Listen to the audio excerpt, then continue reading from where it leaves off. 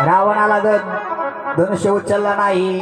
असं करता करता मग सर्वात शेवटी प्रभू रामचंद्राने धनुष्य उचलला, त्या धनुष्याला दोर लावला आणि सभेने जे जे कार केला, सियावर रामचंद्र की जय।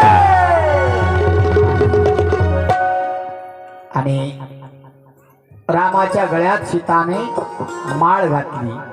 पुन्हा मग महाराज पुन्हा भावाचे 3 मुली होत्या, मांडवी, श्रुतकीर्ती आणि उर्मिला। या तीनही मुली लक्ष्मण, भरत आणि शत्रुघ्नाला देऊन टाकल्या।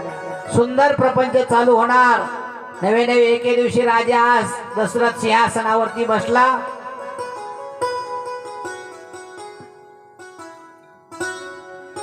असा आरसा घेतला, पाहिलं तर कानाजवळ काय दिसला, पांढरा केस। तुम्हाला वाटलं मी भांग पाडलो काय? असं सांगितलं राजा दशरथाने।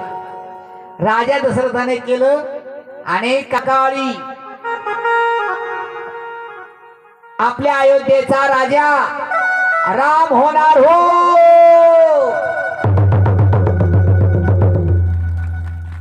उद्या आणि उद्या म्हणल्याबरोबर महाराज इथं मंत्र्याच्या मनात खळबळ होऊ लागलं। कसं होऊ लागलं? खळबळ। कारण मंत्रीने विचार केला, राम राजा झाला तर आपलं काही खरं नाही, आपल्या दासीत राहावं लागतं। तिनं काय केलं महाराज, तिनं विकल्प मनामध्ये भरला तिच्या, कोणाच्या? कैकेयीच्या मनात विकल्प भरला। मग कैकेयी रुसून बसली। कैकेयीची समजूत काढण्यासाठी राजा दशरथ आले। मग त्या कैकेयीकडून कैकेयीने राजा दशरथाकडून 2 वर मागून घेतले। कोणते 2 वर? पहिला वर